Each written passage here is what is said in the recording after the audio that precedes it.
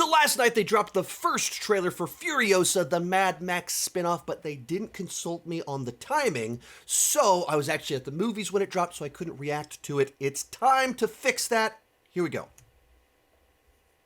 Here we go. Here we go. Whatever you have to do.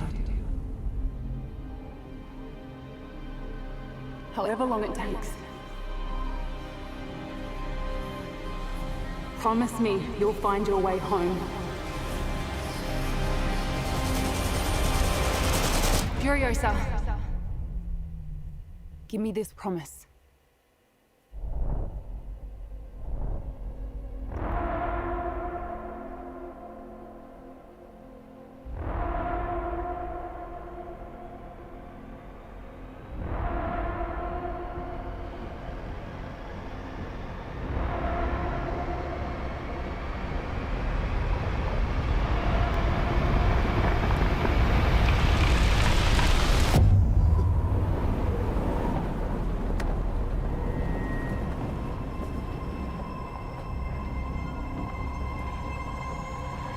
Ladies and gentlemen, start your engines.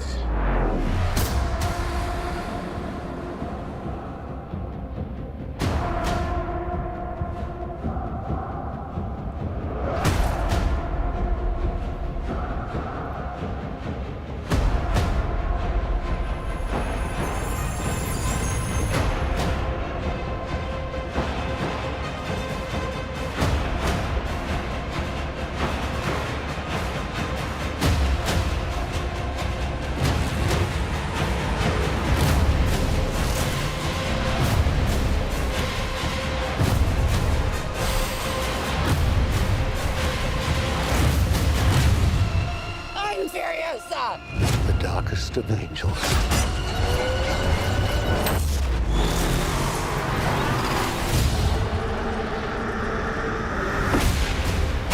The question is, do you have it in you to make it epic?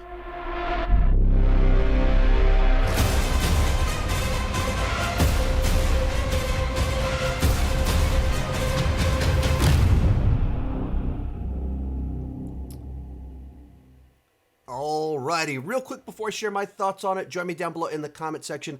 Let me know, what did you think about the trailer? Also, I have done a ranking of the Mad Max films. If you want to know my thoughts on all of the Mad Max films, you can check it up wherever that is. I want to watch that one more time, and then I'm going to start talking. Alrighty. I can pull these out of my ears now. Alrighty, so George Miller is 78 years old and has been making Mad Max films for 45 years, and he hasn't lost his edge, and he hasn't lost his love for just the weird and odd that is this world. So I, all throughout the 90s, watched Mad Max and The Road Warrior all of the time.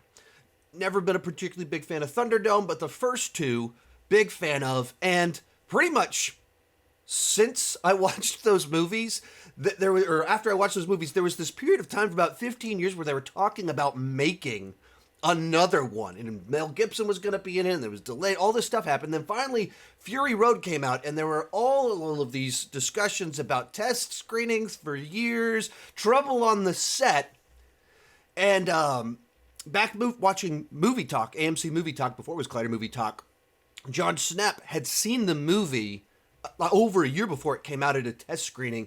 It was raving it as the best action film of the 21st century. During the test screening version of it that was incomplete. And the movie comes out, and somehow it actually lives up to the hype as just this very simplistic but incredible 2-hour chase movie that's just as weird as the franchise ever was, maybe weirder than it's ever been, because there's like women being milked and stuff like that. And the stuff just incredible. And as it turns out, the backstory for this movie is just as interesting as the movie itself. Earlier this year, I listened to the audiobook Blood, Sweat, and Chrome, the wild and true story of Mad Max Fury Road. I listened to it on Audible. You can, if you don't have an Audible subscription, you can sign up for a free trial down below at the link, and you can listen to it for free. It's an incredible story. It literally is this 20-year-long journey. So much crazy stuff happened there. Crime was being committed on the set. I mean, it was wild. Do check it out. But the movie was actually really good. And we all left the movie being like, Furiosa, let's see more of her.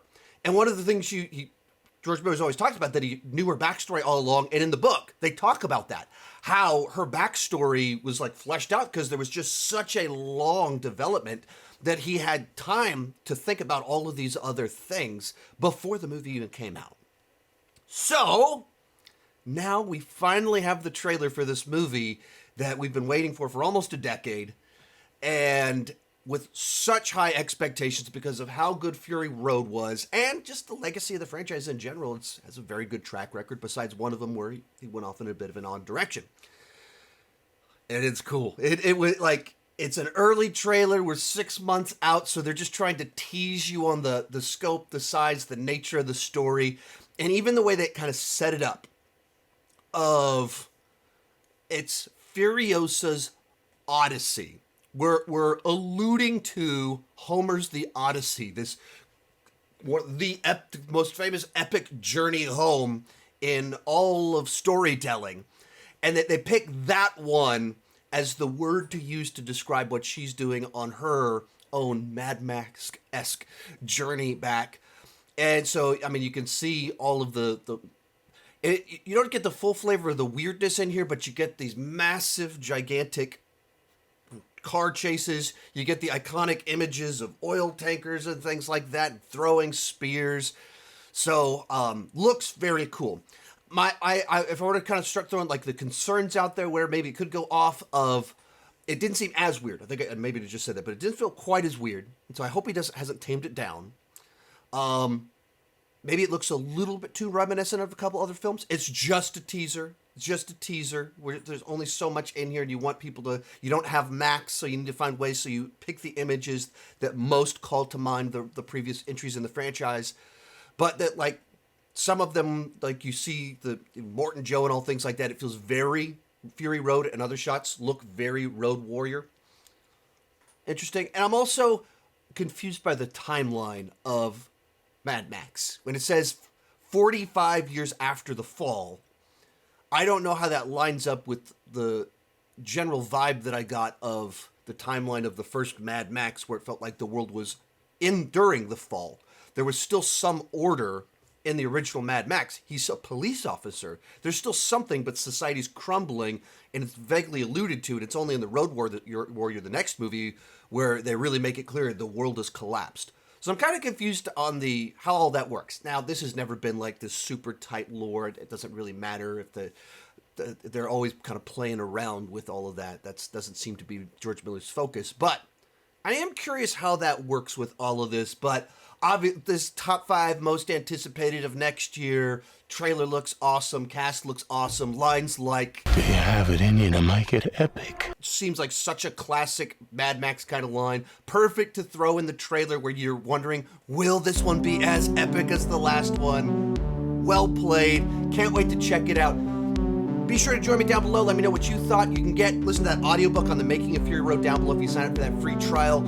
And you can hear my thoughts on the other Mad Max movies right over there. Thank you so much for watching. Keep talking movies and TV too much. Bye-bye.